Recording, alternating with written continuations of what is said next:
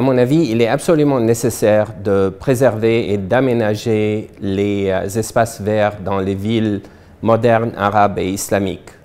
Mais il faut aussi les libérer et les démocratiser, les retourner au peuple, comme il était jadis au début du XIXe siècle, quand les jardins publics ont été introduits dans le monde islamique et dans le monde arabe.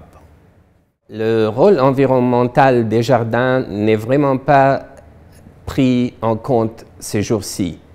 Et la raison est qu'on a adopté des solutions architecturales, des solutions de planification qui ne prennent pas compte des conditions climatiques et environnementales des villes dans la zone aride du monde arabe et du monde musulman. Tandis que, historiquement, on avait d'autres stratégies, d'autres approches pour le design de ces jardins qu'on peut récupérer ces jours-ci. Par exemple, les plantes ombrageuses qu'on n'utilise pas.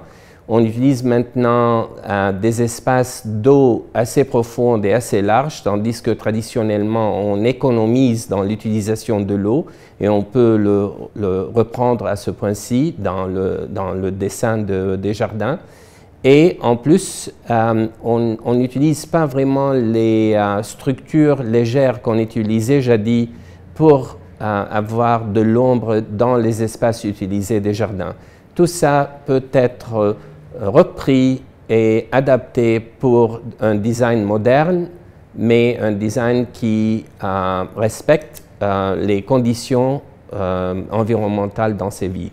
Récemment, dans les villes arabes et les villes islamiques, les espaces verts et les espaces ouverts sont devenus vraiment la dernière ressort de liberté pour les citoyens. C'est là qu'on va pour être en famille, pour rencontrer les amis, pour avoir une conversation dans un endroit ombrageux.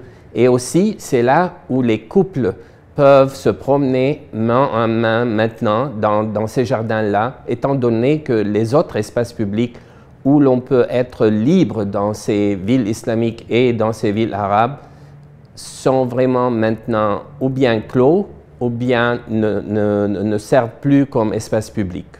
La Fondation Aga Khan s'intéresse aux espaces verts dans les villes arabes et les villes islamiques pour des raisons diverses. Au début, c'est la préservation des parcs ou bien des jardins historiques qui sont ruinés ou négligés. Et la Fondation Aga Khan a participé à ces projets de préservation.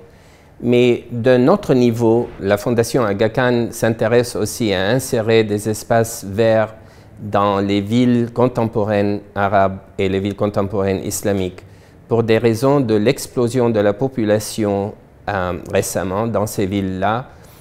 On a besoin de plus en plus d'espaces libres dans ces banlieues et dans ces bidonvilles qui ont explosé autour de ces villes.